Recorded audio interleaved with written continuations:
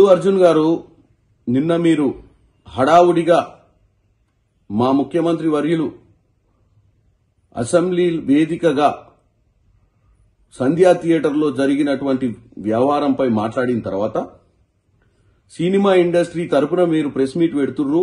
ఎందుకంటే మీరు అందులో కీలకమైన వ్యక్తిగా మీ సినిమాకు మీరు వెళ్ళినప్పుడు అక్కడ ఒక నిండు ప్రాణము ఈరోజు ఆ కుటుంబంలో మరో వ్యక్తి సీరియస్గా ఉన్న విషయాన్ని గుర్తు చేస్తూ నిన్న అసెంబ్లీలో మాట్లాడిన దానికి మీరు ప్రెస్ మీట్ పెడితే మేమందరం ఏమనుకున్నామంటే మీరు ప్రెస్ మీట్ పెట్టి ముఖ్యమంత్రి గారు చెప్పింది వాస్తవము, రానున్న రోజుల్లో మేమంతా బాధ్యతగా వ్యవహరిస్తాము, తప్పిదం జరిగింది, తప్పిదం వల్ల ప్రాణాలు కోల్పోయినాయని చెప్పి ఒక మంచి సందేశాన్ని, ఒక సినిమా రియల్ హీరోగా సందేశాన్ని పంపిస్తారనుకున్నాం తప్ప మీరు నిన్న ప్రెస్ మీట్ లో మీరు ఒక నోట్ రాసుకొని వచ్చి మీరు ఒక రియల్ హీరోగా కాకుండా ఒక సినిమా హీరోగానే మీరు వ్యవహారం చేసినట్టుగా కనపడుతుంది.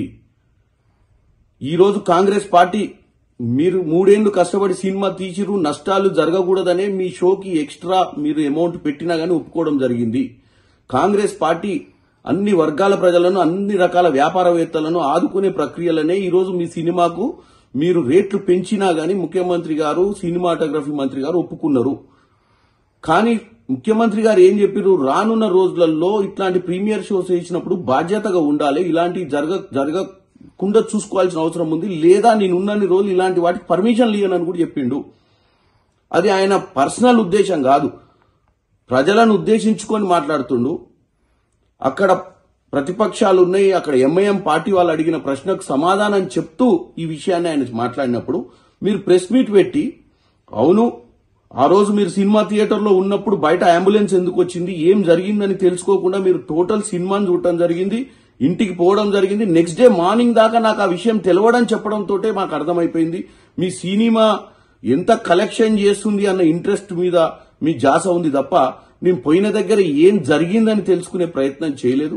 మీరు ఇంకా నేను తెలిసిన తర్వాత పోలీస్ స్టేషన్కి పోదాము, లేకపోతే హాస్పిటల్కి పోదామంటే లీగల్ మ్యాటర్స్ అడ్డొచ్చినాయని చెప్తున్నారు. ఒక రియల్ హీరోగా మీరు మాట్లాడినట్టు లేదు. ఒక స్క్రిప్ట్ను తీసుకొని ఆ స్క్రిప్ట్ను చదివినట్టుగా ఉంది. మీరు ఏం సందేశం పంపిద్దాం అనుకుంటున్నారో ప్రజలకు మీకే క్లారిటీ లేకుండా నిన్న మీరు ప్రెస్ మీట్ పెట్టిర్రు.